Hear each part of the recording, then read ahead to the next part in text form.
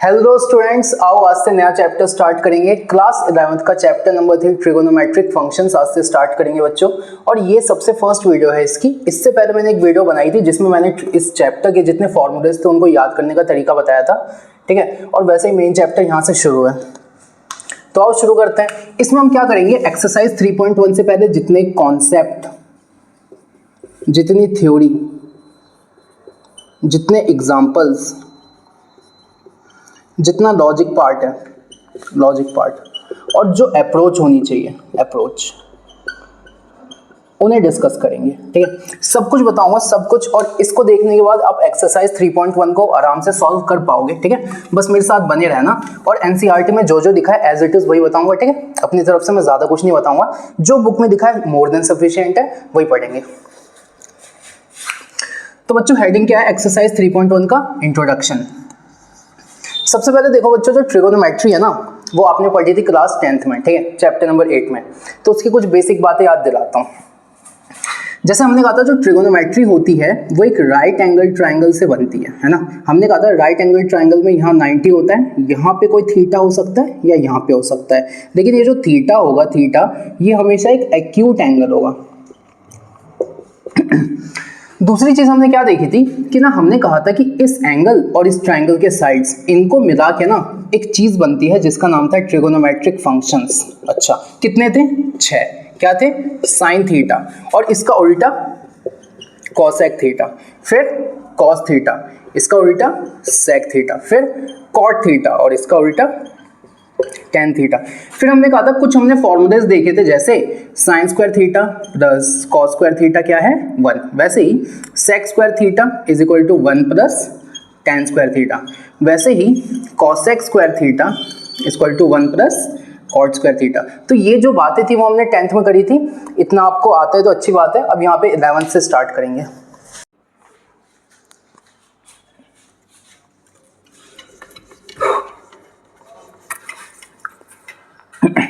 अब बच्चों आओ आगे चलते हैं, और जो हमारा 11th का पहला टॉपिक है उसे कहते हैं एंगल मेजरमेंट। एंगल मेजरमेंट मतलब हमें ना एंगल्स की मेजरमेंट करनी कैसे है। बच्चों इस पे 2 मिनट बाद आते हैं, लेकिन एक बात समझो, मैं कहता हूं कि ना एक टर्म होता है क्लॉकवाइज और एक टर्म होता है एंटी क्लॉकवाइज। इनमें पता है क्या फर्क होता है? मैंने कहा जैसे घड़ी देखो, घड़ी, तो मैं कहता हूँ एक घड़ी है तो यहाँ पे 12 बजेंगे फिर 1, तो जो क्लॉकवाइज होगा उसमें 12 से क्या बजेंगे? 1। तो बच्चों जो ये वाली डायरेक्शन होगी ना आपकी, ये वाली, इसे आप बोलोगे क्लॉकवाइज, ठीक है। अब वापस एक घड़ी बनाओ। अब मैं कहता हूँ यहाँ पे 12 है, यहाँ पे 1 है, तो घड़ी की दिशा में होता है क्लॉकवाइज, लेकिन घड़ी की विपरीत दिशा में ये क्या होगा? Anti clockwise. तो कभी ऐसे देखो ना, ऐसे, तो इसका क्या मतलब होगा? एंटी क्लॉकवाइज, ठीक है।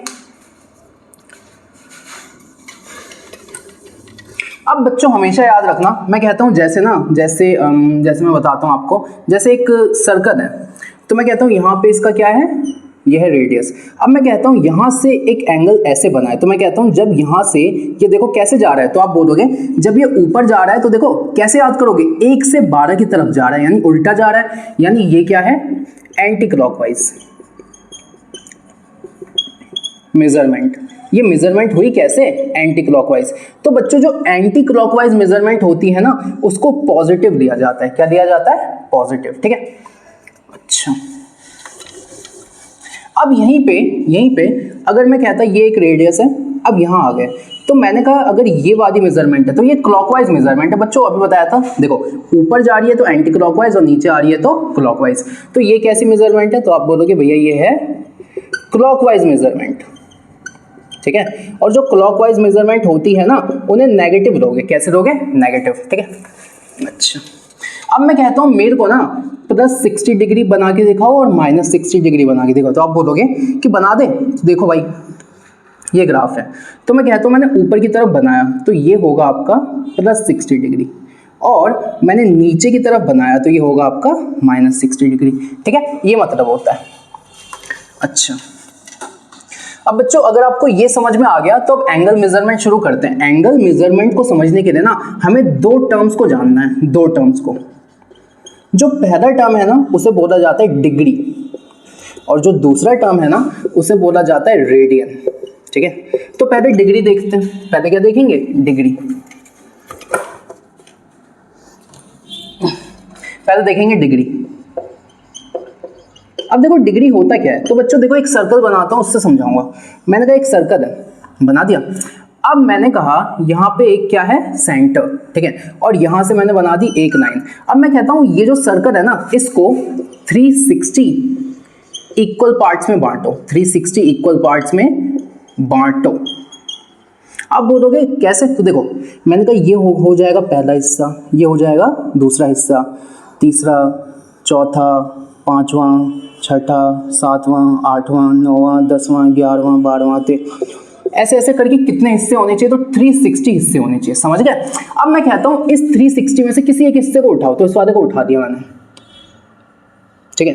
अब मैं कहता हूं ये जो नीचे वाली लाइन है ना, इस नीचे वाली लाइन से जब मैं ऊपर एंटी क्लॉकवाइज जाऊंगा ना, तो ये जो जितना एंगल यहां पे बनेगा, एक हिस्से का जो एंगल होगा ना वो 1 डिग्री होगा। वापस सुनना, एक सर्कल को 360 हिस्सों में बांटा और एक हिस्से को निकाल के रख दिया। अब एक हिस्से का जो anti clockwise measurement of an angle होगा ना, वो जितना होगा वो होगा 1 डिग्री। ये बात समझ गए? अच्छा, तो ये होता है डिग्री। अब बच्चों इसका मतलब क्या है, तो आप बोलोगे कि भाई एक सर्कल में जो 360 हिस्से होते हैं उसमें से कोई एक हिस्सा जो एंगल बनाता है ना, वो डिग्री होता है। अच्छा, अब मैं कहता हूं सुनो, ये जो 1 डिग्री होता है वो तो हम समझ गए। अब इस डिग्री से छोटा भी कुछ होता है, तो मैंने कहा ये एक हिस्सा है आपका, ठीक है। अब मैंने कहा ये 1 डिग्री है, तो देखो ना मैं चाहूँ तो इसको और भी तो छोटे छोटे हिस्सों में बांट सकता हूँ। तो मैंने कहा 1 डिग्री को जब मैं और बांटता हूँ ना, तो मैं यहाँ पे मेरे पास आते हैं 60 मिनट। क्या आते हैं? 60 मिनट। और बच्चों ट्रिगोनोमेट्री में मिनट को ऐसे नहीं दिखाते, ऐसे दिखाते हैं 60 और यहाँ पे लगा दिया एक डैश, ठीक है। अब मैं कहता हूं 1 डिग्री जो होगा ना वो होगा 60 मिनट। अच्छा, अब मैं कहता हूं क्या मिनट भी आगे बढ़ता है? तो बच्चों एक बात बताओ, 1 मिनट में कितने सेकंड होते हैं? तो आप बोलोगे भैया 60 सेकंड। वैसे ही यहाँ पे 1 मिनट में होंगे 60 और डबल डैश किसको दिखाएगा? सेकंड को। देखो ये दिखाता है डिग्री को, ये दिखाता है मिनट को, और ये दिखाता है सेकंड को। समझ आया? तो हमें यहां से जो रिलेशन याद रखना है वो ये रखना है कि जो 1 डिग्री होता है वो 60 मिनट होता है, और जो 1 मिनट होता है वो 60 सेकंड होता है, ठीक है। बच्चों आगे चलते हैं। अब देखना, डिग्री हम समझ गए, तो यहाँ पे ना हम लिखते जाएंगे हमने क्या क्या पढ़ लिया। सबसे पहले हमने कहा कि 1 डिग्री में 60 मिनट होते हैं और 1 मिनट में 60 सेकंड होते हैं, ठीक है। अच्छा, यहाँ तक की बातें क्लियर है अपनी। अच्छा, अब बच्चों एक चीज़ और बता दूं, ये जो मिनट और सेकंड है ना, ये टाइम वाला नहीं है, ये एंगल वाला है, ठीक है। तो यहाँ पे मिनट और सेकंड का ये मतलब है कि मैंने कहा एक सर्कल है, इस सर्कल के मैंने 360 हिस्से करे और मैंने कोई एक हिस्सा उठा दिया, तो मैंने ये वाला हिस्सा उठा दिया, ये। अब मैंने कहा इसमें ये वाला जो एंगल होगा ना, ये होगा 1 डिग्री। फिर मैंने कहा इसके मैं कितने टुकड़े कर सकता हूँ? तो इसके मैं 60 टुकड़े कर सकता हूँ, ठीक है। और एक एक टुकड़े को मैंने बोला 1 मिनट। फिर इसका मैंने 1 मिनट वाला एक टुकड़ा उठा दिया। अब मैंने कहा इसके कितने टुकड़े कर सकता हूँ? तो फिर से इसके 60 टुकड़े कर सकता हूँ, तो उसको क्या बोल दिया? सेकंड। तो 1 डिग्री में 60 टुकड़े तो 60 मिनट, और 1 मिनट में भी 60 टुकड़े हैं तो 60 सेकंड, ठीक है। अब यहाँ पे आओ, अब हमने डिग्री पढ़ दिया, अब क्या पढ़ेंगे? रेडियन। तो बच्चों रेडियन क्या होता है? रेडियन भी एक तरह का एंगल मेजरमेंट है। जैसे डिग्री से भी हम एंगल को ही मेजर करते हैं, वैसे रेडियन से भी किसको मेजर करते हैं? एंगल को। पता कैसे करते हैं? देखो सबसे पहले ना इसके लिए आपको एक टर्म पता होना चाहिए जिसका मतलब होता है यूनिट सर्कल। यूनिट सर्कल का मतलब है एक सर्कल है जिसकी जो रेडियस है ना, जिसकी जो रेडियस है, ये रेडियस एक यूनिट है। ये रेडियस एक क्या है? यूनिट। अब बच्चों ये जो यूनिट है ना, ये सेंटीमीटर भी हो सकती है, मीटर भी हो सकती है, किलोमीटर भी हो सकती है, कुछ भी हो सकती है, लेकिन एक होगी। तो मैं कहता हूँ यूनिट सर्कल का मतलब एक ऐसा सर्कल जिसकी रेडियस एक यूनिट है। अब यूनिट कुछ भी हो, ठीक है। अच्छा, इसे नोट कर लो, ठीक है। अब देखना, मैं कहता हूँ रेडियन का पता है क्या मतलब होता है? एक यूनिट सर्कल उठाओ, तो यूनिट सर्कल की रेडियस 1 यूनिट। अच्छा, अब मैं कहता हूँ यहाँ से मैंने देखना शुरू किया और मैंने यहाँ से नापना शुरू किया। तो मैंने कहा जब मैं यहाँ से नापना मैंने शुरू किया और यहाँ तक आया, तो मैंने कहा जब मैंने इस जगह से इस जगह तक नापा ना, जैसे मैंने इसका नाम दिया A, इसका नाम दिया B, तो मैंने कहा जब मैंने A से B तक नापा ना, तो ये जो इतनी जगह है, इस जगह की लेंथ आई 1 यूनिट, इस जगह की भी लेंथ क्या आई? 1 यूनिट। और बच्चों ये वाला जो सर्कमफेरेंस की लेंथ होती है ना, इसको कहते हैं आर्क ऑफ अ सर्कल।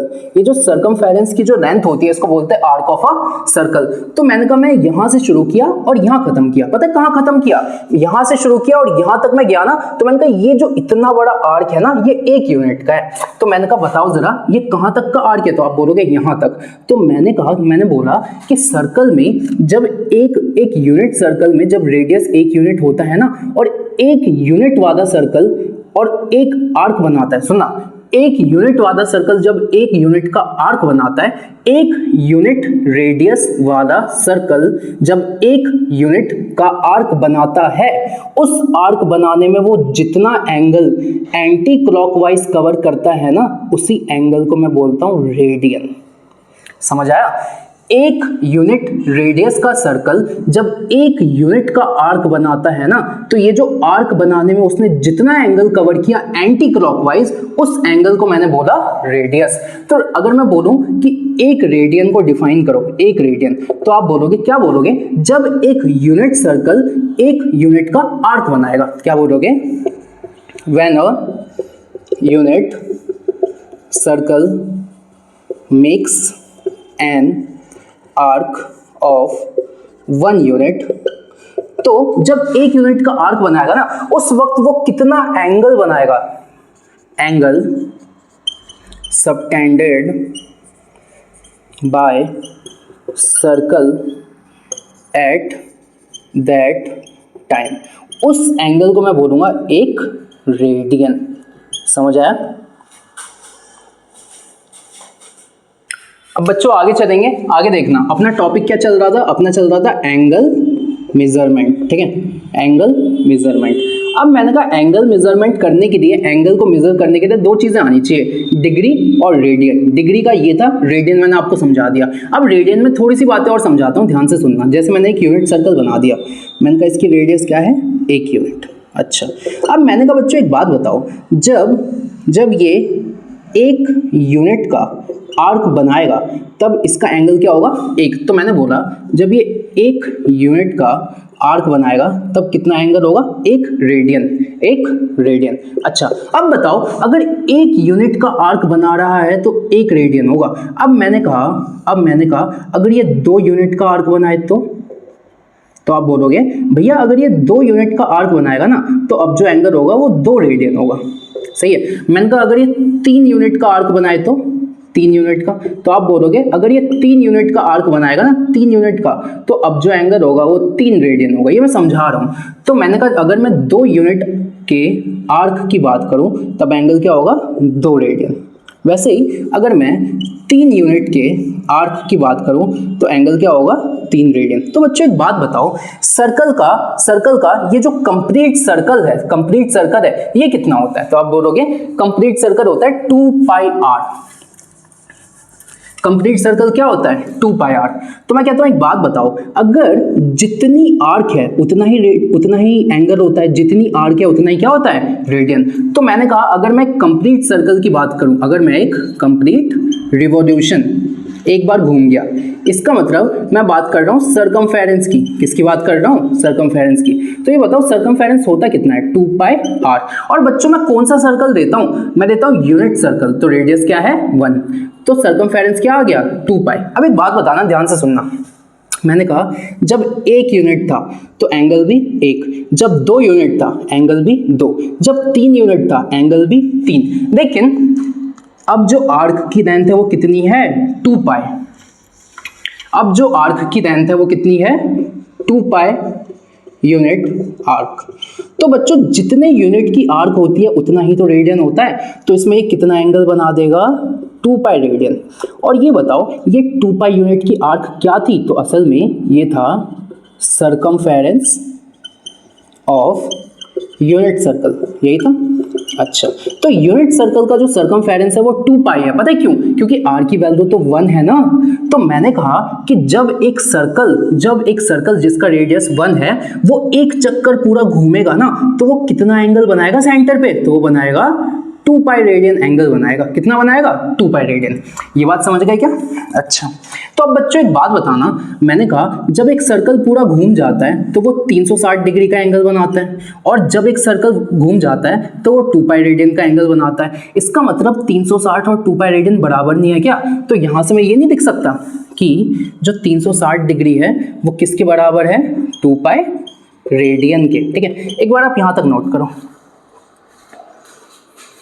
अब बच्चों आगे चलते हैं। तो हमने अभी तक क्या क्या बातें देखी? हमने कहा कि अगर एक सर्कल को आप 360 हिस्सों में बांट दो ना, 360 हिस्सों में बांट दो, तो जो एक हिस्सा होगा ना, वो एक हिस्सा कितना एंगल बनाएगा, उसको मैंने कहा 1 डिग्री। फिर मैंने कहा जो 1 डिग्री होता है ना, इसके अंदर 60 मिनट होते हैं, मिनट के लिए एक एरो बनाते हैं। फिर मैंने कहा ये जो 1 मिनट होता है ना, इसके अंदर 60 सेकंड होते हैं, और सेकंड के लिए 2 एरो। और ये जो मिनट और सेकंड है ना, ये मिनट और सेकंड एंगल को दिखा रहे हैं। ये जो है ना, ये मिनट है, और ये एक तरह का एंगल मेजरमेंट है। और ये जो अगली जो टर्म आती है वो आती है सेकंड। सेकंड को ऐसे 2 ब्रैकेट से दिखा देते हैं, ऐसे, कंफ्यूज नहीं होना, ऐसे दिखा देते हैं। ये हटा देता हूँ, शायद कंफ्यूज हो जाओ। ऐसे दिखाते हैं। ये किसको दिखाता है? सेकंड को। और ये भी बच्चों एक तरह का एंगल मेजरमेंट ही। अब सुनना, ये जो मिनट और सेकंड है ना, वो टाइम वाले नहीं है। अच्छा, तो ये डिग्री की बात हो गई। डिग्री के बाद जो हमने बात की ना, वो बात की रेडियन की।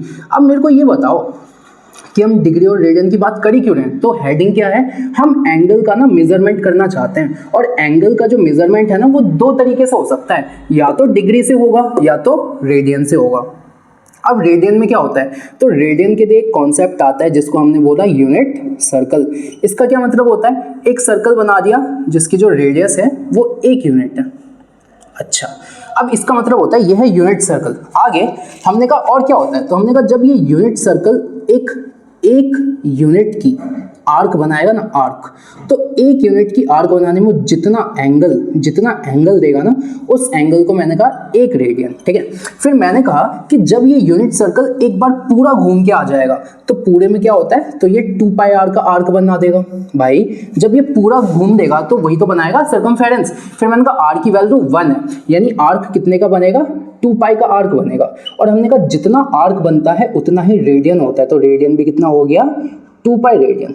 ठीक है, फिर हमने कहा कि जब एक रिवॉल्यूशन कंप्लीट हो जाता है तो 360 डिग्री होता है, और जब एक रिवॉल्यूशन खत्म हो जाता है तो 2 पाई रेडियन होता है। इसका मतलब ये दोनों भी आपस में बराबर होंगे। तो यहाँ से अपने पास रिलेशन आया कि जो 360 डिग्री है ना, वो 2 पाई रेडियन के बराबर है। समझ आया? एक बार इसे नोट करना।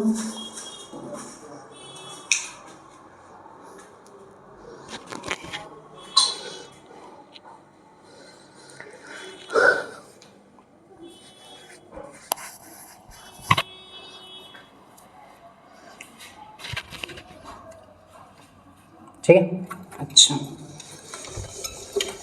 तो बच्चों यहाँ से जो हमारे पास जो कॉन्सेप्ट आता है वो ये आता है कि जो 2 पाई जो 2 पाई रेडियन है ना, वो असल में 360 डिग्री के बराबर है। अच्छा, अब बच्चों सुनना, कहीं कहीं आप देखोगे कि ना, जैसे मैंने ऐसे लिखा 1 रेडियन, तो ना इसको ऐसे भी लिख सकते हो 1 और यहाँ C। ये जो ऊपर का C है ना, इसका मतलब होता है रेडियन। ठीक है, इसका क्या मतलब होता है? रेडियन। तो बच्चों ये इसका सिंबल है, जैसे डिग्री का ये सिंबल है ना, वैसे रेडियन का ये सिंबल है। अच्छा, आगे अगर मैं इस रिलेशन को थोड़ा सा सिंप्लीफाई करूं तो मैंने कहा ये जो 2 पाई रेडियन है, ऐसे दिखा दिया, वो 360 डिग्री है। तो मैं कहता हूँ पाई रेडियन कितना होगा? पाई रेडियन, तो ये नीचे चला गया, 360/2। तो मैंने कहा जो पाई रेडियन है ना, पाई रेडियन, वो असल में 180 डिग्री है। सही है, ये बात अपने को यहाँ से ध्यान में रखनी है। ठीक है, एक बार इसे नोट करो।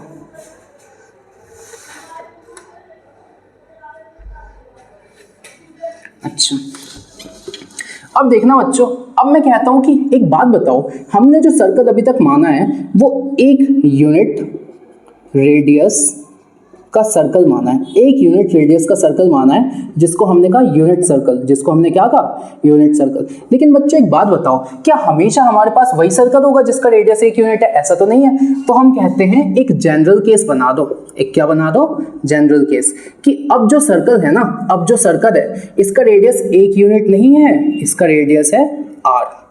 अच्छा, अब मैं कहता हूँ ऐसा जरूरी भी तो नहीं है कि वो हमेशा एक यूनिट का आर्क बनाए। तो मैं कहता हूँ अब ये जो आर्क बनाएगा ना, ये आर्क होगा L यूनिट्स का। किसका? L यूनिट्स का। सही है। तो मैं कहता हूँ बताओ अब कितना एंगल बनाएगा, बताओ अब कितना एंगल बनाएगा। तो हम कहते हैं कि अब जो एंगल बनाएगा ना, उस एंगल को बोल दिया थीटा। और ये जो थीटा होगा ना, ये हमेशा रेडियन में होगा। हमेशा किस में होगा? Theta in radian always. ठीक है।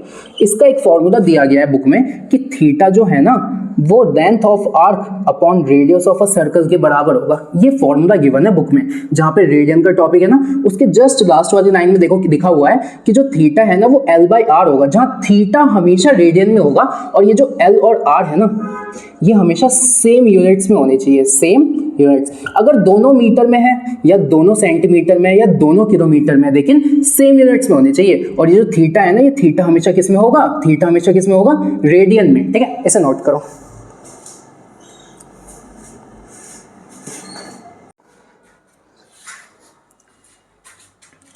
हो गया? ठीक है। तो बच्चों यहाँ पे मैं लिखता जाता हूँ कि हमने सीखा क्या क्या है। हमने ये सीखा है कि जो 360 डिग्री है ना, वो असल में कुछ नहीं है, वो 2 पाई रेडियन है, पहला। दूसरा, हमने एक फॉर्मूला सीखा है कि जो थीटा अगर रेडियन में होगा तो उसका फॉर्मूला है L/R, जहाँ पे L और R की सेम यूनिट्स होनी चाहिए। अच्छा, इस पे क्वेश्चन करते हैं सेकंड फॉर्मूले पे। मैंने कहा कि एक सर्कल है जिसकी जो रेडियस है वो है 6 सेंटीमीटर। रेडियस कितनी है? 6 सेंटीमीटर। और ये जो है वो एक आर्क बनाता है, और आर्क है आपका 8 सेंटीमीटर का। आर्क किसका है? 8 सेंटीमीटर का। तो बताओ जरा कि ये जो एंगल है ना, ये कितना होगा। तो आप बोलोगे अगर ये एंगल मुझे देखना है ना, तो ये एंगल हमेशा किस में आएगा? रेडियन में। ठीक है, तो ये एंगल होगा L/R। L कितना है? 8 सेंटीमीटर। अच्छा, R कितना है? 6 सेंटीमीटर। तो सेंटीमीटर से सेंटीमीटर, इससे ये, तो ये वैल्यू कितनी आ गई? 4/3। तो मैंने कहा यहाँ से जो थीटा निकल के आया वो कितना आया? 4/3। अब मैंने कहा इसकी यूनिट क्या होगी, तो थीटा हमेशा किस में होना चाहिए? रेडियन। तो इसका आंसर है थीटा इक्वल टू 4/3 रेडियन, जिसको आप ऐसे भी लिख सकते हो, थीटा इक्वल टू 4/3, और यहाँ पे एक C लगा दो। समझ आया? ये भी तरीका है।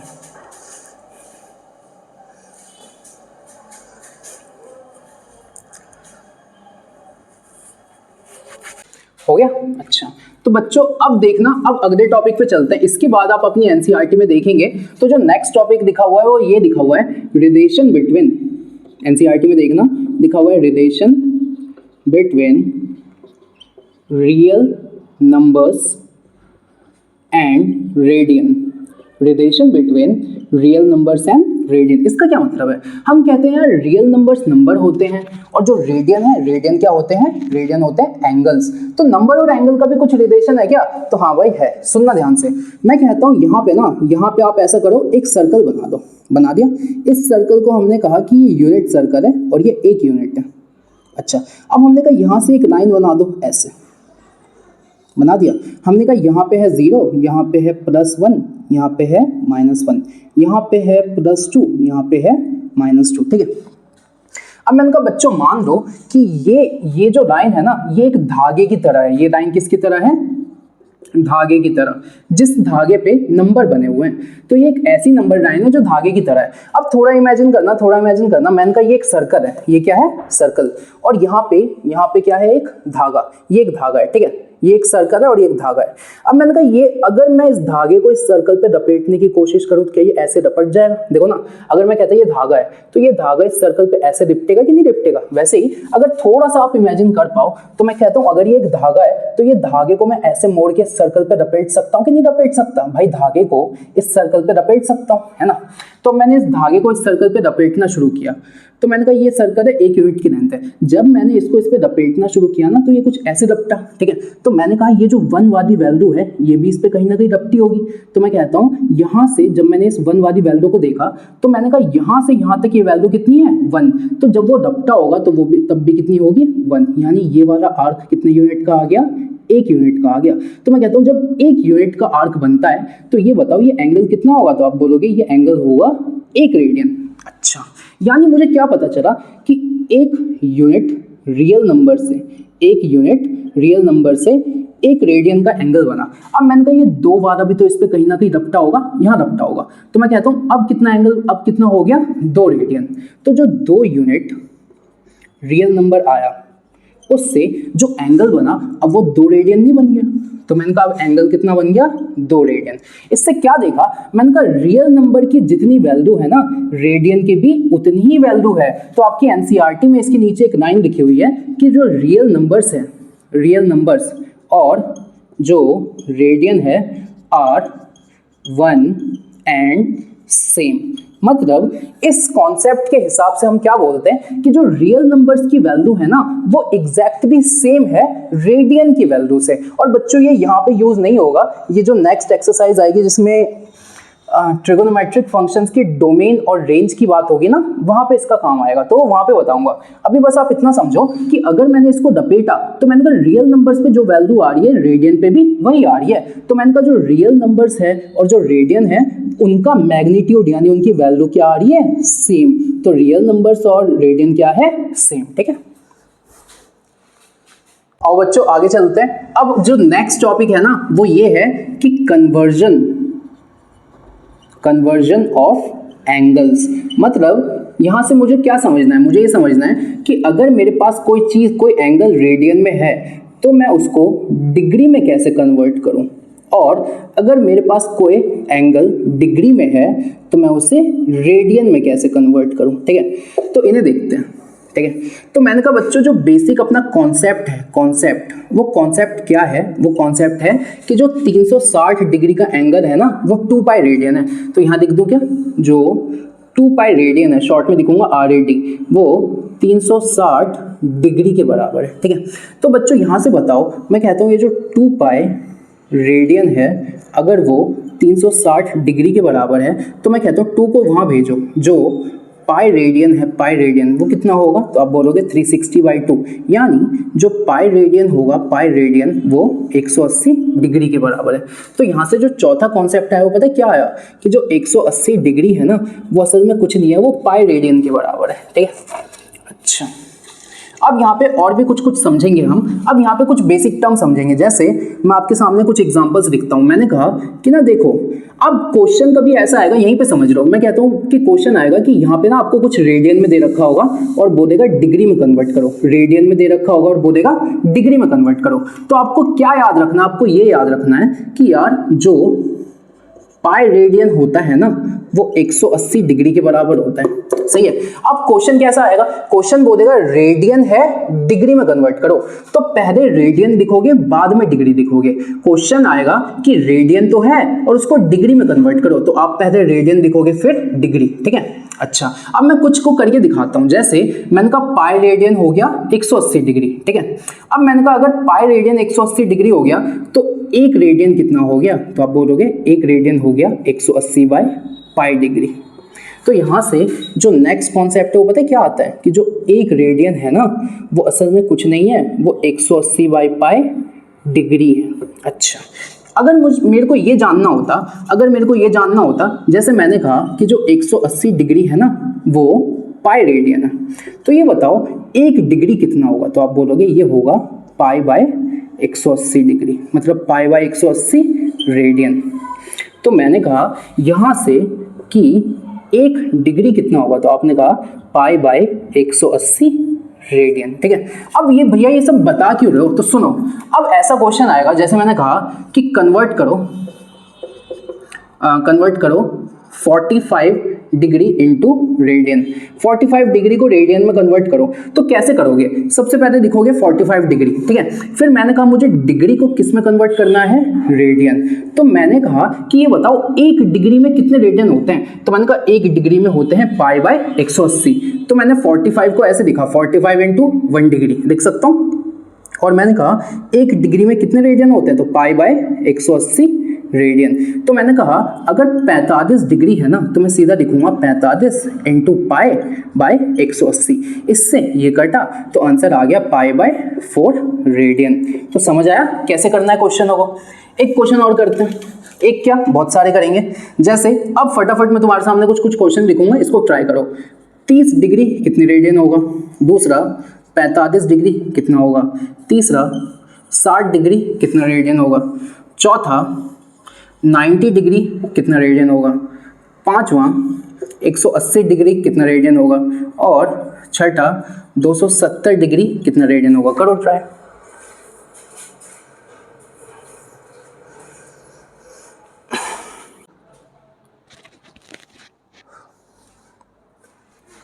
हो गया। और टाइम चाहिए तो वेट और पॉज कर लेना। देखो इस वाले को देखो, मैंने कहा मुझे डिग्री से किस में कन्वर्ट करना है, रेडियन। तो सीधा सीधा मेरा ध्यान गया कि एक डिग्री में कितने रेडियन होते हैं। तो मैंने कहा एक डिग्री में पाई बाय 180 रेडियन होते हैं। तो 30 डिग्री को करना था ना, कुछ नहीं किया, मैंने इसको पाई बाय 180 से मल्टीप्लाई किया। 31 सा और 3 बचे, 3 छके, तो ये हो गया पाई बाय 6 रेडियन। ठीक है, फिर मैं 45 पे आया। तो यार डिग्री से रेडियन में कन्वर्ट करना है ना, तो डिग्री से रेडियन में जाना है तो कितने से मल्टीप्लाई होगा, पाई बाय 180 से। फिर मैंने कहा ये इससे कटा, आंसर आया पाई बाय 4 रेडियन। ठीक है, फिर मैंने कहा 60 डिग्री से रेडियन पे जाना है ना, तो इसको मल्टीप्लाई कर दिया पाई बाय 180 से, तो आंसर आया पाई बाय 3 रेडियन। ठीक है, फिर मैंने कहा 90 डिग्री से रेडियन पे जाना है ना, तो कुछ नहीं किया, डिग्री से रेडियन पे जाना है तो पाई बाय 180 से मल्टीप्लाई, इससे ये कटा, आंसर आया पाई बाय 2 रेडियन। ठीक है, फिर मैंने कहा डिग्री से रेडियन पे जाना है ना, तो मल्टीप्लाई कर दिया पाई बाय 180 से, तो आंसर आया पाई रेडियन। ठीक है, फिर मैंने कहा डिग्री से रेडियन पे जाना है ना, तो मल्टीप्लाई कर दिया पाई बाय 180 से। ठीक है, अब अगर आप इसको काटो तो कैसे काट सकते हो, 92 जा 93 जा, तो आंसर आया 3 पाई बाय 2 रेडियन। समझ आया क्या, ऐसे करना है हमें। अगर कभी भी क्वेश्चन आए कि डिग्री से रेडियन पे जाना है ना, डिग्री से रेडियन पे जाना है, तो आपको कुछ नहीं करना, आपको पाई बाय 180 का मल्टीप्लाई कर देना है। ठीक है बच्चों, छोटा सा कॉन्सेप्ट और है, कॉन्सेप्ट ऑफ क्वाड्रेंट्स। जैसे मैंने कहा ये देखो, तो मैंने कहा इसको आप बोलते हो फर्स्ट क्वाड्रेंट। ठीक है, फिर इसको बोला जाता है सेकंड क्वाड्रेंट। ठीक है, इसको बोलते हैं थर्ड क्वाड्रेंट, और इसको बोलते हैं फोर्थ क्वाड्रेंट। ठीक है बच्चों, ये जो होता है ना, हम ना, अब सुनो, अब हम हमेशा ना एंटी क्लॉकवाइज चलेंगे। ठीक है, क्लॉकवाइज भी चल सकते हैं लेकिन एंटी क्लॉकवाइज चलेंगे, तो हम ऐसे चलेंगे, ऐसे। तो बच्चों एक बात बताओ, यहां से आप इस तरफ जा रहे हो ना, देखो इस तरफ जा रहे हो, तो ये है 0 डिग्री, ये होगा 90 डिग्री। 90 जोड़ो, 0 में 90 जोड़ा 90 में 90 जोड़ा 180, 180 में 90 जोड़ा 270, और 270 में फिर 90 जोड़ा तो 360। तो बच्चों एक बात याद रखना कि 0 डिग्री और 360 डिग्री एक ही प्लेन में आते हैं। अच्छा, फिर आप चाहो तो 90 जोड़ सकते हो। अच्छा बच्चों एक बात बताओ, मैं कहता हूं कि 0 डिग्री तो रेडियन में भी कितना होगा, भाई 0 डिग्री है तो रेडियन में भी क्या होगा, तो मैं बोलूंगा 0 रेडियन। सही है। अच्छा, अब 0 के बाद में आया 90 डिग्री पे, तो 90 डिग्री को क्या मैंने पाई बाय 2 रेडियन लिखा था, पीछे देखना। हाँ, फिर मैंने कहा 180 डिग्री पे आया, तो 180 डिग्री को क्या मैंने पाई रेडियन लिखा था। फिर मैं 270 पे आया, तो 270 को क्या मैंने 3 पाई बाय 2 रेडियन लिखा था। और 360 क्या होता है, तो 360 होता है 2 पाई रेडियन। ठीक है, तो ये ग्राफ ना ऐसा होता है। ठीक है, अब बच्चों आगे चलते हैं। मैंने आपको क्या क्या बताया सुनना।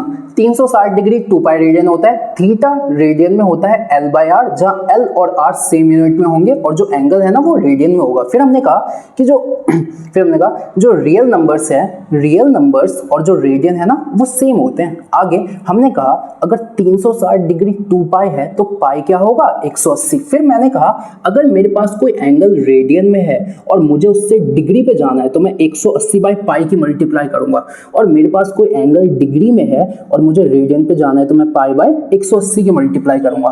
फिर इसी पे तर्ज पे देखो एग्जांपल नंबर 1 क्या है कि यहाँ पे ना डिग्री पे कुछ दे रखा है और उससे किस पे जाना है, रेडियन। तो देखो करते हैं, तो आपको चेंज करना है। तो हमारे पास गिवन है 40 डिग्री और 20 मिनट। बच्चों अब देखना ये मिनट से कंफ्यूज नहीं होना, यहाँ पे क्या लिखा है, डिग्री, यानी डिग्री में। अच्छा, अब इसको आपको किस में कन्वर्ट करना है, तो भैया हमें इसको कन्वर्ट करना है रेडियन में। कैसे करेंगे, तो देखना बच्चों यहाँ पे डिग्री है ना, डिग्री से रेडियन में कन्वर्ट तो करेंगे, लेकिन बच्चों देखो ये 40 तो डिग्री में है लेकिन 20 मिनट में है, तो पहले इस मिनट को भी हमें किस में कन्वर्ट करना पड़ेगा, डिग्री में। सही है। तो देखो बच्चों कैसे करेंगे, तो मैंने कहा कि जो 1 डिग्री होता है उसमें कितने मिनट होते हैं, 60। तो मैं ऐसे भी लिख सकता हूँ क्या कि जो 60 मिनट है उसमें 1 डिग्री होता है, तो जो 1 मिनट है उसमें 1/60 डिग्री होगा। तो जो 20 मिनट है उसमें 20 इंटू 1/60 डिग्री होगा। यानी असल में कितना होगा, जो 20 मिनट है वो कुछ नहीं, वो 1/3 डिग्री है। तो बच्चों इस 20 मिनट को मैं क्या लिख सकता हूँ, देखो इसको ऐसे लिखा 40 डिग्री प्लस 20 मिनट। फिर मैंने कहा जो 40 डिग्री है ना उसको मैंने लिखा 20/60 डिग्री, ऐसे इस कॉन्सेप्ट से। फिर मैंने कहा जो 40 डिग्री है ना वो हो गया 1/3 डिग्री, सही है। अब मैंने इसको सॉल्व किया तो ये आ गया 121/3 डिग्री। भाई एलसीएम देखिए कर दिया। अब मैंने कहा अब डिग्री है, डिग्री से मुझे किस पे जाना है, रेडियन। यानी डिग्री से मुझे जब रेडियन पे जाना होता है तो मैं कितने की मल्टीप्लाई करता हूँ, π/180। तो मैंने कहा 121/3 की मैंने मल्टीप्लाई कर दी π/180 से, कर दी क्या। तो यहाँ पे आंसर आ गया 121 बाय और 180 दिया 540, और ये पूरा किस में कन्वर्ट हो गया, रेडियन में। तो बच्चों ये हो गया अपने पहले एग्जांपल का आंसर, समझ आया। बच्चों एग्जांपल नंबर 2 पे चलते हैं। देखो इसमें क्या बोला है, जो 6 रेडियन है ना उसको आपको डिग्री में कन्वर्ट करना है। रेडियन को किस में कन्वर्ट करना है, डिग्री में, ठीक है। तो रेडियन को किस में कन्वर्ट करना है हमें, डिग्री में। देखो कैसे करेंगे, तो सबसे पहले सुनो, जो पिछला क्वेश्चन था उसमें डिग्री को रेडियन में कन्वर्ट करना था, लेकिन इसमें रेडियन को किस में कन्वर्ट करना है, डिग्री। तो बच्चों एक रेडियन में कितने डिग्री होते हैं, 180/π। तो मैंने कहा कि 6 रेडियन को ना अगर मुझे डिग्री में कन्वर्ट करना है, किस में करना है, डिग्री में, तो कुछ नहीं करना है यार, मुझे 6 को ना इतने से मल्टीप्लाई कर दूंगा 180/π से, सही है। क्योंकि मैंने कहा था जब मुझे रेडियन से डिग्री पे जाना है ना तो 180/π की मल्टीप्लाई, और डिग्री से रेडियन पे जाना है तो π/, उल्टा। अच्छा तो इसकी मल्टीप्लाई करो तो ये होगा 1080/π, और किस में आ गया, डिग्री में। अब सुनो क्या लग रहा है आंसर खत्म। यार इतना ही आसान होता तो इसे 11th क्लास क्यों ही कहते हैं ना। ऐसा नहीं है, यहाँ पे आप इसको नहीं छोड़ सकते। सुनो जब आपको डिग्री से रेडियन में कन्वर्ट करना है ना तो आप π/y में छोड़ सकते हो, लेकिन जब आपको रेडियन से डिग्री में कन्वर्ट करना है ना तो आप ऐसे नहीं छोड़ सकते, आपको इसको प्रॉपर सॉल्व करना पड़ेगा। तो देखो प्रॉपर सॉल्व करते हैं। यहाँ पे पाई की वैल्यू देखो। अब बच्चों यहाँ पे ना एक चीज आपके दिमाग में जरूर आएगी कि भैया कहीं कहीं हमने बुक्स में देखा है कि ना कभी कभी पाई की वैल्यू जो होती है ना वो 180 डिग्री रख देते हैं, और ये तो आपने भी बताया है। और कहीं कहीं हमने देखा है कि पाई की वैल्यू 22/7 या फिर 3.14 रख देते हैं। अब भैया हमें कैसे पता चलेगा कि ये जो पाई है इसकी जगह मैं 180 डिग्री रखूं या ये वाली वैल्यू रखूं। तो सुनो मैं कहता हूं जो पाई की वैल्यू होती है ना वो तो 22/7 या फिर 3.14 ही होती है, लेकिन जब मैं पाई की नहीं, जब मैं पाई रेडियन की बात करूं ना तो ये होता है 180 डिग्री। तो जहां पाई के साथ रेडियन दिखा है, जहां पाई के साथ रेडियन दिखा है वहां पे आप 180 डिग्री की वैल्यू रख सकते हो, लेकिन जहां पाई के साथ रेडियन नहीं दिखा, डिग्री वगैरह छोड़ो, जहां पाई के साथ रेडियन दिखा है वहां 180 रख सकते हो, लेकिन जहां पाई के साथ रेडियन नहीं दिखा वहां 22/7 या 3.14 ही रखना है, ठीक है। तो मैंने कहा यहाँ पे मुझे रेडियन दिख रहा है क्या, नहीं, डिग्री छोड़ो, नहीं है ना, सही है। तो मैंने कहा 1080/π, तो पाई की जगह मैंने रख दिया 22/7, तो 22 नीचे 7 ऊपर, सही है। तो अब इसको सॉल्व करो तो ये हो गया 11 और ये हो गया 540, ये हो गया 540 इंटू 7/11, और ये पूरा किस में चल रहा है, डिग्री। एक बार आप यहाँ तक नोट करो फिर आगे कराता हूँ।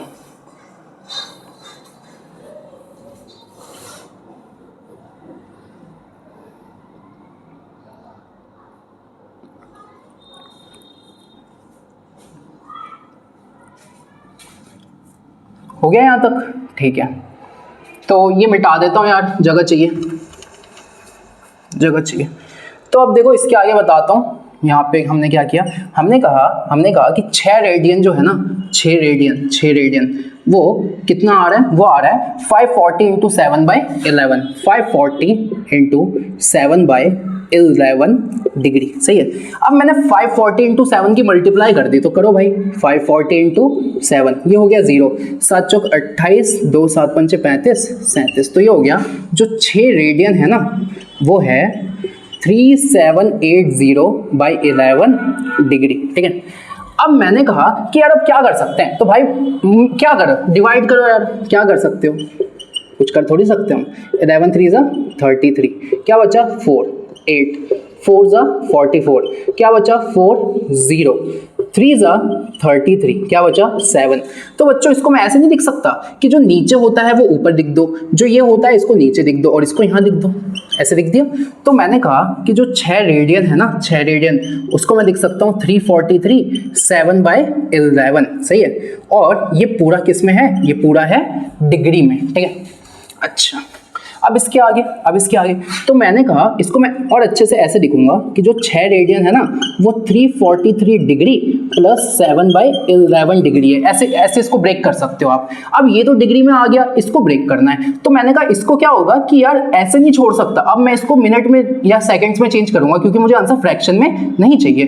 तो मैंने कहा इसके आगे करता हूँ, तो मैंने कहा जो 1 डिग्री है उसमें कितने मिनट होते हैं, 60। तो मैंने कहा ये क्या लिखा हुआ है 343 डिग्री प्लस ये क्या है 7/11। तो 7/11 को जब मैं 60 से मल्टीप्लाई करूंगा, अब ये किस में कन्वर्ट हो गया, मिनट में, ठीक है। अच्छा ये किस में कन्वर्ट हो गया, मिनट में। 343 डिग्री प्लस, अब देखो 7 पंचे 35 42, तो ये हो गया 420/11 मिनट। अब जहाँ 420 नंबर आता है ना वहाँ मुझे डर लगता है थोड़ा थोड़ा तो यहाँ पे 11 आ गया, यहाँ पे 420 आ गया, डिवाइड करो तो 11 3 ज़ा 33, 7 2 9, यहाँ आ गया 0, 8 ज़ा 88, क्या बचा 2, 2 ऊपर 11 नीचे 38 यहाँ, यानी इसको मैंने ऐसे ब्रेक कर दिया, इसको मैंने ऐसे ब्रेक कर दिया। तो मैंने कहा 38 2/11, तो इसको मैं और कैसे लिख सकता हूँ 343 डिग्री प्लस 38 2/11, और ये सब मिनट में चल रहा है, मिनट में चल रहा है। इसको और अच्छे से पता है कैसे लिखोगे, 343 degree plus 38 minute plus 2/11 minute, ठीक है। अब इस 2/11 मिनट की बात करूं तो ये बताओ 1 मिनट में 60 सेकेंड्स नहीं होते, तो अब मैं इसको सेकेंड्स में चेंज करूंगा, तो 343 degree plus 38 minute plus 2/11 into 60। अब ये किस में कन्वर्ट हो गया, मिनट में। अब 6 2 ज़ा 120, तो ये मिटा रहा हूं इधर का, एक बार इसे नोट करो।